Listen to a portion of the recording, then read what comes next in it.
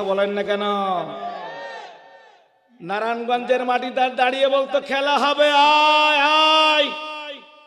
আজকে সেই নারায়ণগঞ্জের বন্দর উপজেলায় বসে তাকে লক্ষ্য করে বলতে চাই, আয় বাংলাদেশের 18 কোটি জনগণ খেলার জন্য প্রস্তুত হয়ে আছে। চোরের মতো পালাও কেন? সম্মানিত আমার ভাইয়েরা, ভূমিকা একটি কথা না বললেই নয়। গত 5 তারিখের বিজয়ের পরে আমরা একটি স্বাধীন ভূখণ্ড পেয়েছি। এই 5 তারিখের বিজয়ের পিছনে কোন নাস্তিকের হাত ছিল না। কথা বলতে হবে। এই 5 তারিখের বিজয়ের পিছনে কোন রাম আর বামের হাত ছিল না। এই 5 তারিখের বিজয়ের পিছনে তাদের হাত ছিল যারা তাওহীদি জনতা, যারা সকালবেলায় আল্লাহর নাম নিয়ে ঘর থেকে বের হয়, সন্ধ্যাবেলায় আল্লাহর নাম নিয়ে ঘরের মধ্যে ঢোকে। আওয়াজ করে বলুন কথা ঠিক কিনা? আমার ভাইয়েরা, এই 5 তারিখের বিজয়ের পর একটি সরকার গঠিত হয়েছে, যেই সরকারের নাম অন্তর্বর্তীকালীন সরকার। তবে এই বিজয়ের পরে যে সরকার ক্ষমতা অধিষ্ঠিত হয়েছে, তাদেরকে মনে রাখতে হবে কোন রাম আর বাম আপনাদেরকে এখানে বসায় নাই, তাওহীদি জনতা বসিয়েছে। ইসলামপন্থীদের বিপক্ষে যদি আপনাদের একটু কর্মসূচি চলে, আবার তাওহীদি জনতা আবার রাজপথে নেমে আপনাদেরকে কান ধরে নামাতে একটু দেরি করবে না। 2013 সালের শাপলা চত্বরে সকল আলেমদেরকে যারা তুচ্ছ তাচ্ছিল্য করে কথা বলেছিল, আপনি তাদেরকে উপদেষ্টা বানিয়েছেন। যেই মোস্তফা ফারুকী 2013 সালে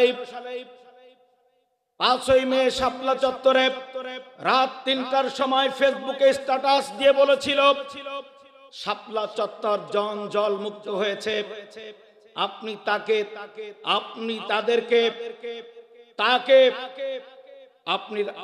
উপদেষ্টা নিয়োগ দিয়েছেন। আজকের এই মাহফিল থেকে, নারায়ণগঞ্জের এই মাহফিল থেকে স্পষ্ট করে বলতে চাই, অনতিবিলম্বে এই ফারুকীকে যদি উপদেষ্টা থেকে পদত্যাগ করানো না হয়, সারা বাংলাদেশের তাওহীদি জনতা এক হয়ে আবার দুর্গার গতিতে আন্দোলন চলবে। আলেমদের সাথে তুচ্ছ তাচ্ছিল্য করে কথা বলা কাউকে আমরা ক্ষমতায় দেখতে চাই না, দেখতে চাই না। কথা বলেন। এই নারায়ণগঞ্জের মাটিতে একজনে খুব কথা বলতো খেলা হবে। কথা বলেন না কেন?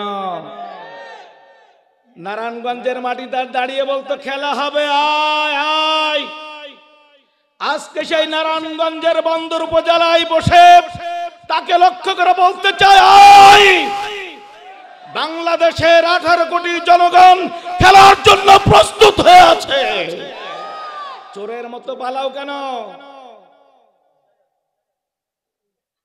আমার ভাইরা, চোরের মতো পালাইছে তারা, চোর যারা।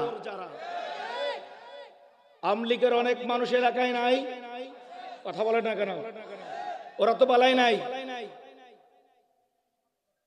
আমলিগ যারা করে সবাই তো পালাই নাই, পালাইছে ওইগুলো। এই সমাজ থেকে, এই দেশ থেকে লুটে পুটে খেয়েছে, চুরি করেছে, জুলুম নির্যাতন করে মানুষকে এই পৃথিবীর মধ্যে জিম্মি করে রেখেছিল তারা। ওরা আজকে পালিয়েছে। কথা বলেন না কেন? সম্মানিত আমার ভাইরা, এজন্য আজকের এই ময়দান থেকে স্পষ্ট বলতে চাই, যদি চোরের দোসর কেউ থাকেন, ওই সন্ত্রাসী জালিম, ওই স্বৈরাচার ফ্যাসিস্টের দোসর যদি কেউ থাকেন, আজকে স্পষ্ট করে আপনাদেরকে লক্ষ্য করে বলতে চাই, অনতিবিলম্বে সঙ্গ পরিত্যাগ করুন। এমন সময় আসবে, সঙ্গ পরিত্যাগ না করলে আপনাদেরকেও দেশ ছেড়ে পালাতে হবে। সম্মানিত আমার ভাইরা, স্পষ্ট করে জানা যায়, এই বাংলাদেশে দ্বিতীয়বার স্বাধীনতার পিছনে কোন নাস্তিক, কোন বেঈমান, কোন শাহবাগী কেউ রক্ত যেমন দেয় নাই। আমরা বাংলার জমিনে আবার কাউকে এমন কাউকে ক্ষমতায় দেখতে চাই না, কোন রাম আর বামকে ক্ষমতায় দেখতে চায় না। আমরা বাংলার জমিনে এমন একটি দলকে ক্ষমতায় দেখতে চাই যারা আল্লাহর কোরআন দিয়ে রাষ্ট্র পরিচালনা করবে। রাজি আছেন কারা কারা? দুটো হাত দেখতে চাই। লিল্লাহে তাকবীর। আমার ভাইরা, আমি কোন দলের এজেন্ডা নিয়ে এখানে আসি নাই, তবে একটা এজেন্ডা নিয়ে এসেছি। সেই এজেন্ডা হলো আল্লাহ তাআলার কোরআন। এজেন্ডা কি? আরো জোরে বলেন। সেই কোরআনে কারিমের একটি আয়াতে কারিমা সূরা মায়েদা, জোরে বলেন কোন সূরা? সূরা মায়েদার 67 নম্বর আয়াতে কারিমা তেলাওয়াত করেছি। আয়াতে কারিমার আলোকে সংক্ষিপ্ত পরিসরে কিছু কথা বলবো। আল্লাহ তাআলা যেন আমাকে বলার, আপনাদেরকে শোনার তৌফিক দান করেন। সকলে বলুন আমিন। সম্মানিত আমার ভাইয়েরা, তবে একটা কথা বলেনি, আমি কিন্তু কোরআনের পাগল। কথা বলেন।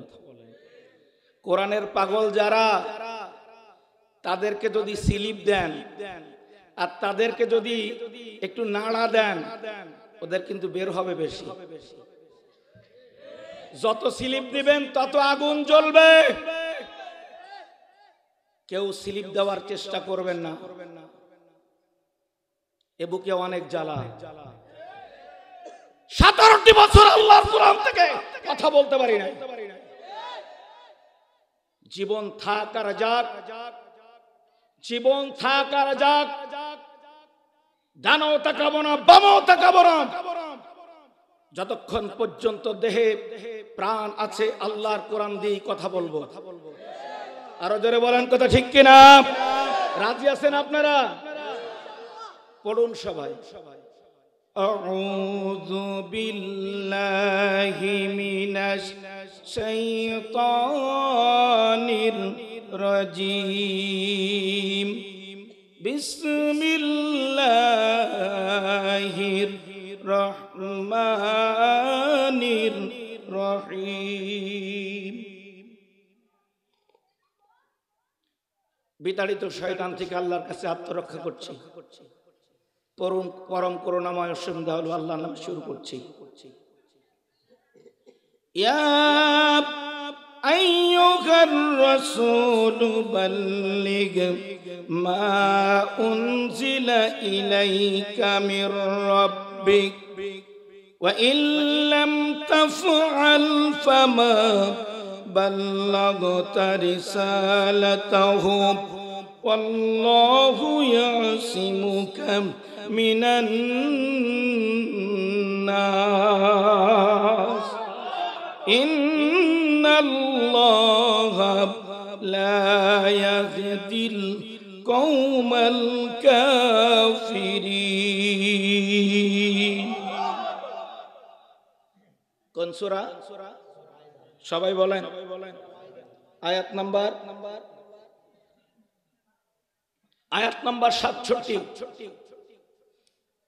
আল্লাহ তাআলা তার নবীকে লক্ষ্য করে বলছেন, ইয়া আইয়ুহার রাসূল, হে আমার রাসূল, বাল্লিগ, তাবলীগ করুন, পৌঁছে দিন, মা উনজিলা ইলাইকা মির রাব্বিক, আপনার রব আমি আল্লাহর পক্ষ থেকে আপনার উপরে যা নাজিল হয়েছে তা মানুষের কাছে পৌঁছে দিন। কথা কার? আরো জোরে বলেন। তাহলে তাবলীগের কথা কোরআনে আছে না নাই? আমার পূর্বে মাওলানা নুরুল আলম খান সাহেব তাবলীগের ব্যাপারে আপনাদেরকে আহ্বান করেছেন। তবে কোরআনে কারিমে যে তাবলীগের কথা আছে, সেই তাবলীগ আর আমাদের সমাজের প্রচলিত তাবলীগ এক না। কোরআনে কারিমের তাবলীগ হলো যেই দাওয়াতের মাধ্যমে দ্বীন কায়েম হবে, সেটি হলো কোরআনে বর্ণিত তাবলীগ। আর আমাদের সমাজের যে তাবলীগ, এটি হলো দাওয়াত পৌঁছানো, মানুষের কাছে দ্বীনের দাওয়াতগুলো পৌঁছে দেওয়া। এটা কোরআনে কারিমের দ্বীন কায়েমের একটি অংশ হলো দা ইলাল্লাহ। এই দা ইলাল্লাহর কার্যক্রম করে দাওয়াতুত তাবলীগ। জোরে কান্না আল্লাহু আকবার। তবে আপনারা এটা মনে করেন না যে হুজুর আমি মনে হয় তাবলীগের বিরুদ্ধে বলছি। না, তাবলীগ কাজ করতেছে দা ইলাল্লাহ, দাওয়াত ইলাল্লাহ, আল্লাহর দিকে মানুষকে আহ্বানের কাজ করতেছে। কিন্তু আল্লাহ তাআলা তার নবীকে বলছেন কি, ইয়া আইয়ুহার রাসূল বাল্লিগ মা উনজিলা ইলাইকা মির রাব্বিক। হে নবী, আপনি আপনার কাছে আমি যা নাজিল করেছি কোরআন, এই কোরআন দিয়ে মানুষের কাছে দাওয়াত পৌঁছে দিন। যদি আপনি এই কোরআনের দাওয়াত প্রচার এবং প্রসারের ক্ষেত্রে যদি কোনরূপ একটু কার্পণ্য করেন, কাটছাট করেন, যেগুলো ভালো কথা ওইগুলো বলবো, যেগুলো বললে মার খাওয়া লাগবে না ওইগুলো বলবো, যেগুলো বললে মার খেতে হবে ওইগুলো বাদ দেব, যদি আপনি এটা করেন, ফাইল্লাম তাফআল ফামা বাল্লাগতা রিসালাতাহু, হে নবী আপনাকে যে রিসালাত দিয়ে পাঠিয়েছি ওই রিসালাতের দায়িত্ব সঠিকভাবে পালন করা, জোরে বলেন, হবে না। তবে নবী একটা গ্যারান্টি আপনাকে দিচ্ছি, ওয়াল্লাহু ইয়াসিমুকা মিনান নাস। আপনি কোরআনের দাওয়াত দিবেন, সেটা কষ্টকর দাওয়াত হোক, ভালো কথার দাওয়াত হোক, আপনি দাওয়াত দিতে থাকবেন। পৃথিবীর সব কাফেররা আপনার কোনো ক্ষতি করতে পারবে। আল্লাহু ইয়াসিমুকা মিনান নাস, আমি আল্লাহ সব মানুষের ক্ষতি থেকে আমি আল্লাহ আপনাকে নিরাপত্তা দান করব। আরো জোরে বলেন সুবহানাল্লাহ। সম্মানিত আমার ভাইরা, আল্লাহর নবী মক্কা থেকে যখন মদিনায় গেলেন, মদিনায় যাওয়ার পর আবু জেহেল, আবু লাহাব, উতবা, শাইবা যাদের নির্যাতনের কারণে আল্লাহর নবী মক্কা থেকে হিজরত করে মদিনায় গেলেন। আমার ভাইরা, আল্লাহর নবীও হিজরত করেছেন, আর আমাদের দেশের মানুষও হিজরত বলে। রাসূল নেতা আমাদের আপনাদের এলাকায় যিনি খেলা হবে বলতেন, উনিও নেতা। কথা বুঝছেন? রাসূল কি কেমন নেতা? জোরে বলেন। যে নেতার আদর্শ অনুসরণ অনুকরণ করা মুমিনের জন্য ফরজ। সুবহানাল্লাহ বলবেন না? লাকাদ কানা লাকুম ফি রাসূলিল্লাহি উসওয়াতুন হাসানা। নবী কোন নেতার আদর্শ মানি আমরা একটু দেখেন। হিজরত করার জন্য আয়াত যখন রাসূলের কাছে নাজিল হলো, আল্লাহ তাআলা যখন নাজিল করলেন, আল্লাহ রাসূল সাহাবীদেরকে বললেন, তোমাদেরকে হিজরতের অনুমতি দিলাম, এক এক করে সবাই মক্কা ছেড়ে মদিনায় হিজরত করো। আল্লাহু আকবার বলেন। সবাইকে আগে পাঠালেন হিজরত করে কোথায়? মদিনায়। সবাই যখন মদিনায় চলে গেল, এরবার আল্লাহ রাসূল আবু বকরকে সাথে নিয়ে মক্কা থেকে মদিনায় গেলেন। এটা হলো নেতার আদর্শ। কর্মীকে আগে বাঁচালেন, এরপরে নেতা গেলেন। আর আমাদের অবস্থা কি? বিপদ যখন দেখছে তখন নেতা আগে পালাইছে, কর্মীদেরকে বিপদে ফেলে। ও কর্মীরা, আমি বাগেরহাটের মানুষ, কামজাহান আলীর মানুষ, আমি কোন দলের দিকে তোমাদেরকে ডাকবো না, আমি তো সেই নেতার দিকে ডাকছি যে নেতার দিকে আহ্বানে সাড়া দিলে আল্লাহর জান্নাত মেলে। কথা বলেন না কেন? সেই নেতা মুহাম্মদুর রাসূলুল্লাহ সাল্লাল্লাহু আলাইহি সাল্লামের আদর্শ পালন করলে আল্লাহর জান্নাত পাওয়া যায়। সেই নেতা তো ওই নেতা যে নেতা আগে কর্মী বাঁচায় এরপর নিজে বাঁচে। সুবহানাল্লাহ বলতে চায় না। অতএব আজ থেকে আমরা মুহাম্মদুর রাসূলুল্লাহকে নেতা মানবো, ওই রকম ধান্দাবাজ নেতাকে নেতা মানবো না যারা কর্মীদেরকে পালায় পেলায়া নিজের আগে বাঁচার চেষ্টা করে। আমরা তাদেরকে থুতু মারতে চাই। আরো যারা বলুন তো ঠিক কিনা। আমার ভাইয়েরা, বাংলাদেশে একজন আপসহীন নেত্রী আছেন, আপসহীন নেত্রী, তিনবার প্রধানমন্ত্রী। তাকে অনেকবার প্রস্তাব করা হয়েছে আপনি দেশ ছেড়ে বাইরে যান, কিন্তু তিনি দেশ ছেড়ে বাইরে যান নাই, দেশের মধ্যে মরতেছেন ধুকে ধুকে। কথা বলেন না কেন? তারপরে অত্যাচার জুলুম নির্যাতন করা হয়েছে, কিন্তু তিনি তার কর্মীদেরকে ভুলে যান নাই। একটা কথা মনে রাখবেন, সে কোন দলের হোক, কোন পথের হোক, কোন মতের হোক, এটা আমার দেখার বিষয় না। যে তার কর্মীকে মূল্যায়ন করবে, আমি তার সাথে আছি। কথা বলেন ঠিক কিনা? সম্মানিত আমার ভাইরা, বলতেছিলাম নবী হিজরত করে যখন মদিনায় চলে গেলেন, আবু জেহেল, আবু লাহাব, উতবা, সাইবা তখন চিন্তা করলো মুহাম্মদ আল্লাহর নবী মক্কা থেকে মদিনায় গেল, মদিনায় গিয়া দিন প্রচার আর প্রসার করবে, এটা হতে দেওয়া যায়?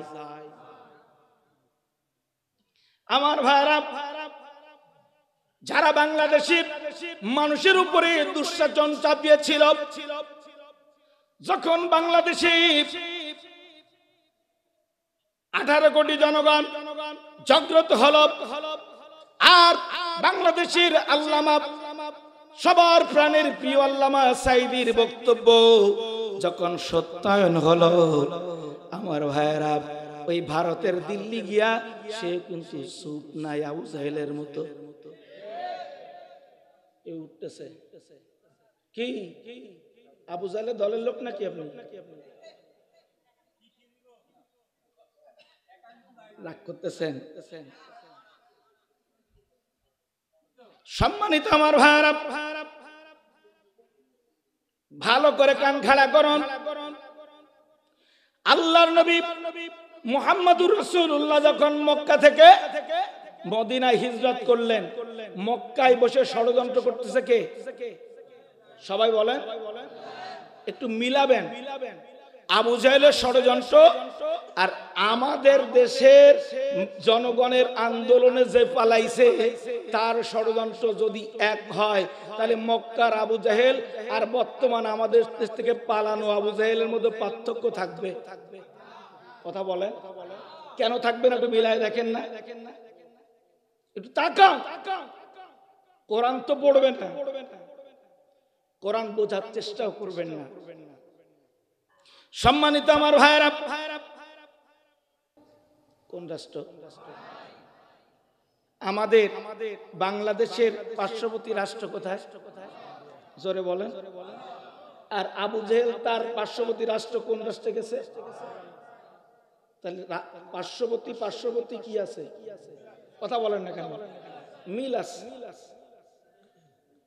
বাহরাইনে আবু জেহেল যে বলতেছে, যদি একটা কাজ করে দিতে পারো, তোমাকে 2টা জিনিস দেব। 1 নাম্বার, 200 লাল উট পুরস্কার দেব। এটা হলো ব্যক্তিগত স্বার্থ, এটা তোমার জন্য পুরস্কার। 2 নাম্বার লাভ, মক্কা আর বাহরাইনের মাঝখানে তুমি ব্যবসা বাণিজ্য করবা।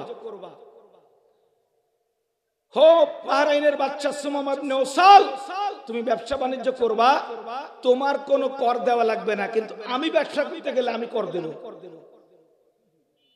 কি কথা বোঝেন নাই?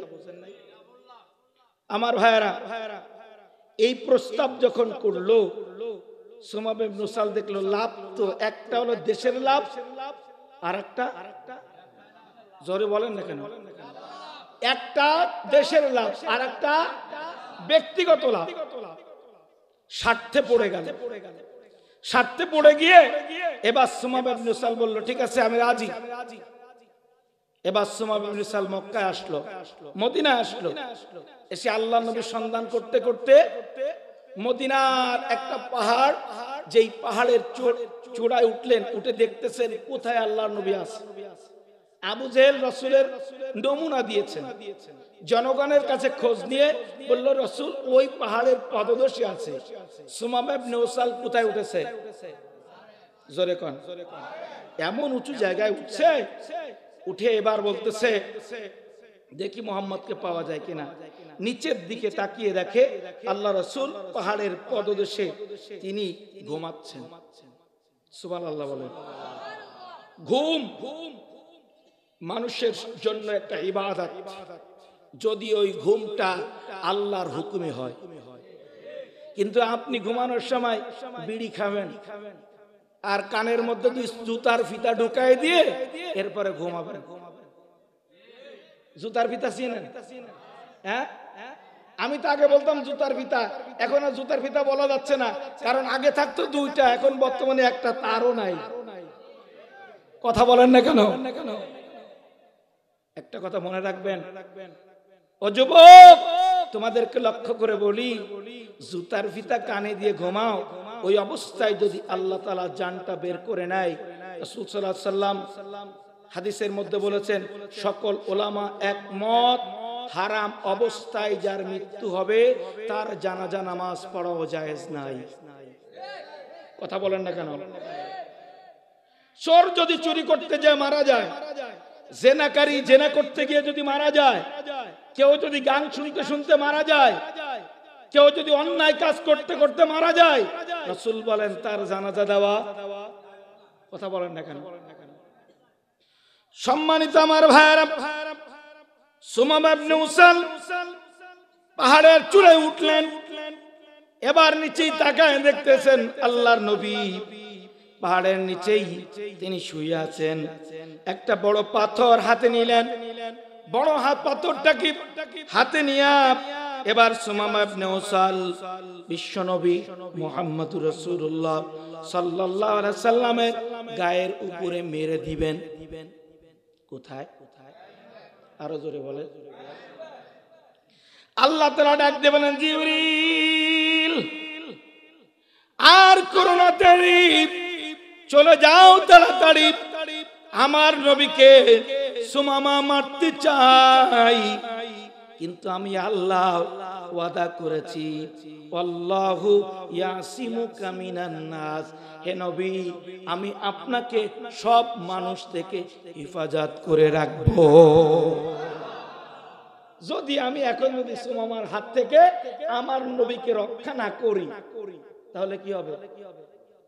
আল্লাহর ওয়াদা বরখেলাপ হবে।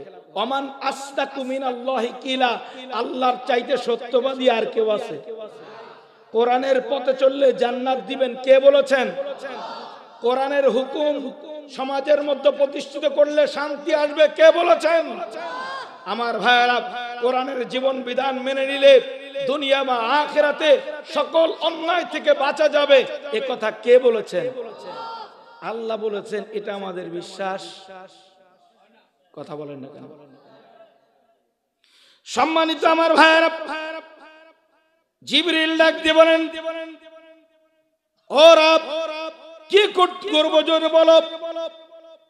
এমন সময় আল্লাহ তাআলা ডাক দিয়ে বলেন, জলদি যাও পাহাড়ের উপরে।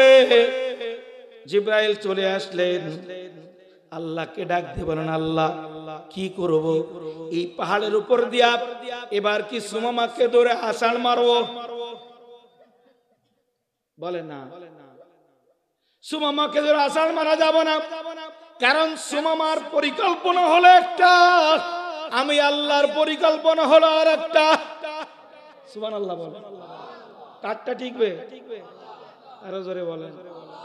আমার ভাইয়ারা, গত 15.5 বছর ধরে বাংলাদেশের প্রত্যেকটা অফিস, আদালত, মাদ্রাসা সব জায়গায় মূর্তি দিয়ে ভরে রাখছিল একটা দল। ঢাকার প্রতিটি মোড়ে মোড়ে মূর্তি। আল্লামা মামুনুল হক তিনি ঢাকার একটা বড় মুফতিকে ভেঙ্গে ফেলার হুঙ্কার দেওয়ার কারণে তাকে জেলখানার মধ্যে ঢুকালো। আল্লাহ বলেন, মামুনুল হক, একটা মুফতি ভাঙ্গার কথা বলেছো, আমি আল্লাহর পরিকল্পনা হলো বাংলাদেশের সব মুফতি ভাঙ্গা। সুবহানাল্লাহ বলেন।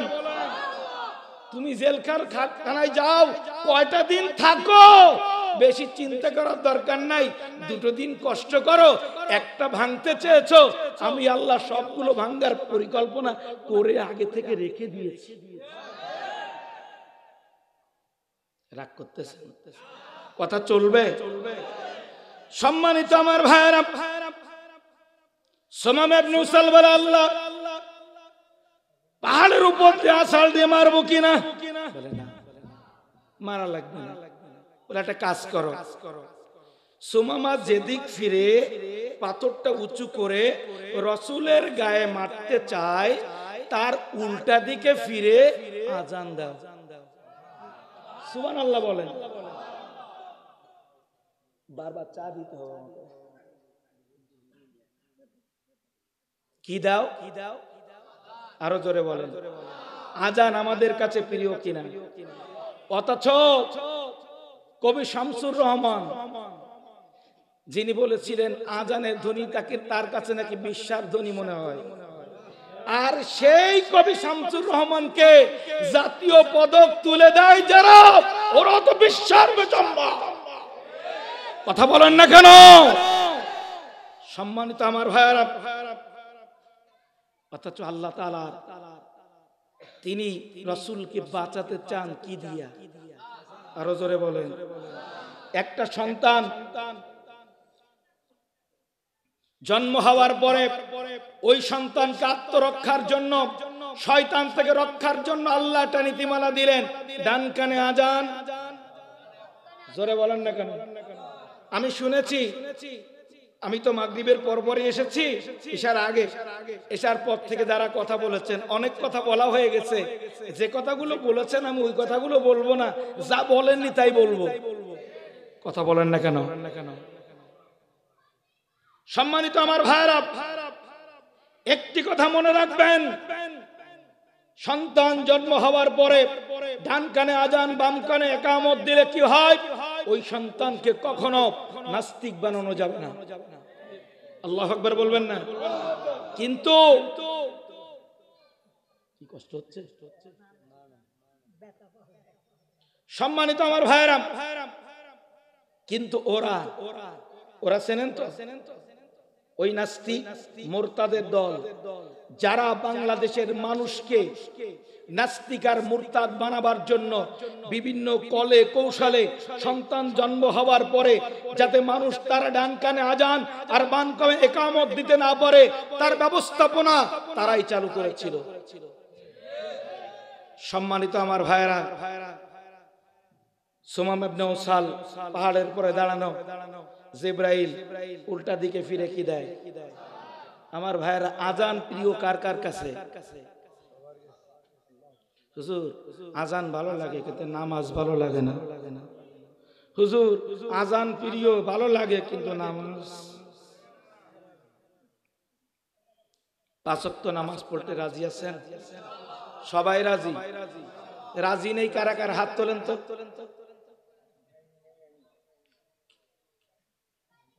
সম্মানিত আমার ভাইরা, সুমামা পাথর নিয়ে দাঁড়ানো একদিকে, জিবরাইল উল্টো দিকে ফিরে যখন আজান দিয়ে দিল, এমন সময় আল্লাহু আকবারের ধ্বনি যখন বাজলো, এমন সময় সুমামা চিন্তা করে, কি ব্যাপার, পাহাড়ের পরে আমি একা, এই পাহাড়ের পরে আর উঠলো কেডা? কথা বলেন না কেন? আমার ভাইরা, নারায়ে তাকবীর, আল্লাহু আকবারের স্লোগান, এটা বাতিলের হৃদয় কাঁপে। গত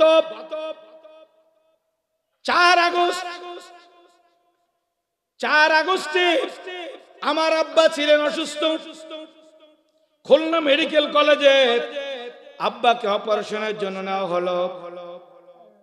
4 তারিখে সকালবেলায় আন্দোলনের কর্মীদের সাথে সময় দিলাম, দুপুর বেলায় যখন আসলাম আব্বাকে যখন একটু সেবা চুষা করার জন্য ঔষধ পানি খাওয়ায়া এবার আসরের নামাজ পড়ব।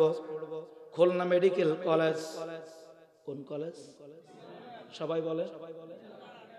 খুলনা মেডিকেল কলেজের ভিতরে একটা মসজিদ আছে, সেটা পাঞ্জেখানা মসজিদ, জামে মসজিদ না। চিন্তা করলাম আসরের নামাজটা ভিতরের মসজিদে না পড়ে একটু বাইরে জামে মসজিদে পড়ি, আর বাইরের অবস্থা একটু দেখে আসি। বাইরে যখন আসলাম ওই স্বৈরাচার প্যাসিস্ট তাদের দুইজন নেতাকে যখন হাসপাতালে আনা হলো, ওদের কর্মীরা গেটে এসে ভিড় করেছে, 50 জন 60 জন হবে। একজন আর একজনকে লক্ষ্য করে বলতেছে, ওদের যখন পাবো তখন ওদের ভেঙ্গে দেব, গুঁড়ো করে দেব, হ্যাংকর তেরেঙ্গা ত্যাং করেঙ্গা। এত আওয়াজ! আমার ভাইরা, এই আল্লাহর কোরআন হাতে নিয়ে বলছি, বিশ্বাস হবে তো? খুলনা মেডিকেল কলেজের গেটের আমি দাঁড়ানো, ওরা 50-60 জন হবে।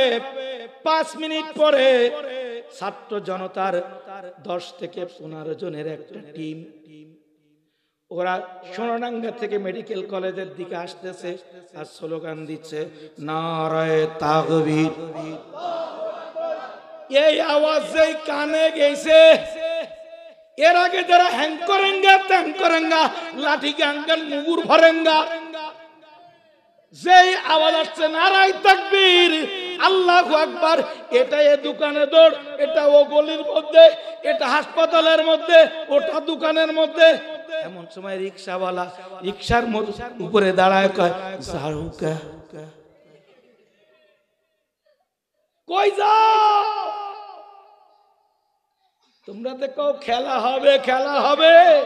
খেলা শুরুর আগে পালাইলে কেন? খেলা তো ফাইনাল হয় নাই, যেটা হয়েছে এটা সেমিফাইনাল। কথা বলেন না কেন? ফাইনাল খেলা হবে, যেই ফাইনাল খেলার পরে বাংলার আকাশে বাতাসে আল্লাহর কোরআনের পতাকা পথ করে উড়বে। রাজশাহীর কারা কারা দুটো হাত দেখতে চায়?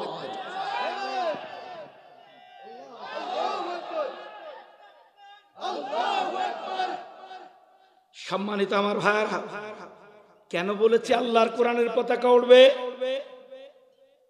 কারণ আজ থেকে 1 যুগ আগে বাংলাদেশের আল্লামা দেলোয়ার হোসেন সাঈদী একটা কথা বলেছিলেন, বাংলাদেশের 12 কোটি জনগণ যখন গাছের গোড়া ধরে ঝাঁকা দিবে, তখন কিন্তু মামু বাড়ি দিল্লি গিয়ে পড়বে। আমার ভাইরা, আল্লামার কথা এটা সত্য প্রমাণিত হয়েছে কিনা? জোরে বলেন। পুরুষের মতো, মুসলমানের মতন জবান খুলে বলুন, ঠিক কিনা? সম্মানিত আমার ভাইরা, আমি চিন্তা করলাম, দেশ থেকে পালায়া বিমানে করে কলকাতা যেতে পারতো, আসাম যাইতে পারতো, 24 পরগনা যেতে পারতো, কোথাও যাই নাই। গেছে কোথায়? আরো জোরে বলেন। তার মানে আল্লামার কথা অক্ষরে অক্ষরে ওই আল্লামা তিনি স্পষ্ট করে বলেছেন, যেই জমিনে শহীদদের রক্ত পড়ে, ওই জমিনে আল্লাহর কোরআনের পতাকা পথ করে ওঠে। একটি কথা মনে রাখবেন, এই বাংলাদেশের জমিন তাওহীদি জনতার রক্তে পড়ে, এই জমিনের রক্ত ভেসে গেছে। অতএব এই জমিনে আল্লাহর কোরআনের পতাকা উড়বে ইনশাআল্লাহ। যারা বলুন কথা ঠিক কিনা? সম্মানিত আমার ভাইরা, যখন আজান দিল জিবরাইল, সুমামা পিছনের দিকে তাকায়, বলে কে? কাউকে দেখি না, ব্যাপার কি? জিবরাইলকে দেখা যায়? আরো জোরে বলেন। দেখা যায়? দেখা যায় না। ওইদিক ওদিক তাকায়। আল্লাহ তাআলা কয় জিবরাইল আর দেরি করার দরকার নাই, জলদি নিচে নামো, রাসূলকে বলো ইয়া রাসূলুল্লাহ আল্লাহর অর্ডার, এই জায়গা থেকে স্ট্যান্ডার্ড ত্যাগ করে অন্য জায়গায় যেতে হবে। আরো জোরে বলেন। এবার রাসূল যখন সরে গেছে, সুমামাকে এবার পাথরটা নিয়ে রাসূলকে পাবে। হ্যাঁ, সম্মানিত আমার ভাইয়েরা কান খাড়া করুন। সুমামা যখন নবীকে আর পাইল না, আল্লাহ তাআলা কোরআনে ওয়াদা করেছেন আল্লাহু ইয়াসিমুকা মিনান নাস, হে নবী আমি আপনাকে মানুষ সকল মানব থেকে নিরাপত্তা দান করব। অতএব কোন মানুষের ক্ষতি করতে পারে না যদি আল্লাহ তাআলা না, জোরে বলেন, আল্লাহ যদি না চান কেউ কারো ক্ষতি করতে পারে। সম্মানিত আমার ভাইয়েরা ভালো করে কান খাড়া করুন, তাহলে বিশ্বাস হয় আয়াতের পরে। এই আয়াতের পরে বিশ্বাস হয় আল্লাহ তাআলা রাসূলকে প্রোটেকশন দিতে পারেন। আমার ভাইয়েরা কেন প্রোটেকশন দেবেন? শর্ত দিয়েছেন আল্লাহ একটা, ইয়া আইয়ুহার রাসূল বাল্লিগ মা উনজিলা ইলাইকা মির রব্বিক, হে নবী আপনার দায়িত্ব হলো মানুষের কাছে এই কোরআনের দাওয়াত। আরো জোরে বলেন। এখন পৃথিবীতে নবী নাই, কিন্তু ওয়ারাসাতুল আম্বিয়া আছে না নাই? মুসলমান আছে না নাই? এই কোরআনে আয়াত আছে, আল্লাহ তাআলা ডাক দিয়ে বলতেছেন হে নবীর উম্মতেরা, হে নবী ওয়ারিসরা, বাল্লিগ মা উনজিলা ইলাইকা মির রব্বিক, পৌঁছে দাও আমার কোরআনের দাওয়াত। যদি এই দাওয়াত পৌঁছে দাও, ওরা তোমাদের ক্ষতি করতে পারবে না, আমি আল্লাহ নিরাপত্তা দান করব। সুবহানাল্লাহ বলেন। নিরাপত্তা কোনটা? নিরাপত্তা হলো রাসূলের জন্য ছিল আল্লাহু ইয়াসিমুকা মিনান নাস, তাফসীরের মধ্যে পাওয়া যায়। আর ওয়ারাসাতুল আম্বিয়া এবং নবীর উম্মতদের জন্য নিরাপত্তা হলো তোমাদেরকে আল্লাহ যেই টার্গেটের উপরে দাওয়াত দিতে বলেছেন ওই টার্গেট ভিন্ন আঙ্গিকে যাবে না, টার্গেট ঠিক থাকবে, আমি আল্লাহ বিজয় দান করে দেব, বিজয় নিরাপত্তা দেব। সম্মানিত আমার ভাইয়েরা, এবার কি আমি একটু আয়াতের ভিতরে ঢুকবো? রাজি আছেন? তবে আপনাদের তো মনে ইচ্ছা নাই। কত বাজে? চলবে? সবাই চান? তারা যারা ওঠে ওদেরকে একটু হাত ধরে বসায় দেন। সম্মানিত আমার ভাইয়েরা, আল্লাহর নবী নবুয়ত লাভের পরে মক্কার মানুষদেরকে গোপনে গোপনে দাওয়াত দিলেন 3 বছর। জোরে বলেন কয় বছর? 3 বছর পরে আয়াত নাযিল হলো ওয়ানজির আশিরাতাকাল আকরাবিন, হে নবী আর গোপনে দাওয়াত নয়, এবার দাওয়াত হবে প্রকাশ্যে। আমার ভাইয়েরা আমরাও গোপনে দাওয়াত দিয়েছি, অ্যাঙ্গেলে বিভিন্ন কায়দায় ডোজের মাধ্যমে। গত 15.5 বছর, এখন আর গোপনে দাওয়াত না, আল্লাহ তাআলা বুঝায় দেন পরিবেশ তৈরি হয়েছে, এবার দাওয়াত হবে প্রকাশ্যে। আল্লাহু আকবার বলেন। নবী এবার প্রকাশ্যে দাওয়াত শুরু করলেন। মক্কার মানুষ আবু জাহেল, আবু লাহাব, উতবা, শাইবা, ওয়ালিদ ইবনে মুগীরা, ওরা আল্লাহর নবী মুহাম্মদ সাল্লাল্লাহু আলাইহি সাল্লাম এবং তার সাথীদের উপরে অত্যাচার, নির্যাতনের স্টিমরোলার চালাতে লাগলো। আল্লাহ নবী সাহাবীরা মক্কা থেকে হিজরত করে কেউ বা আবিসিনিয়ায় চলে গেল, আর মক্কা কিছু সংখ্যক সাহাবী আল্লাহর নবী থাকলেন। আবিসিনিয়ার মানুষগুলোকে আবু জেহেল এবং তার নেতারা পরামর্শ করে একটা সিদ্ধান্ত নিল, ওই আবিসিনিয়ায় যারা গেছে ওদেরকে ফেরত আনতে হবে নির্যাতন করার জন্য। জোরে বলেন কি?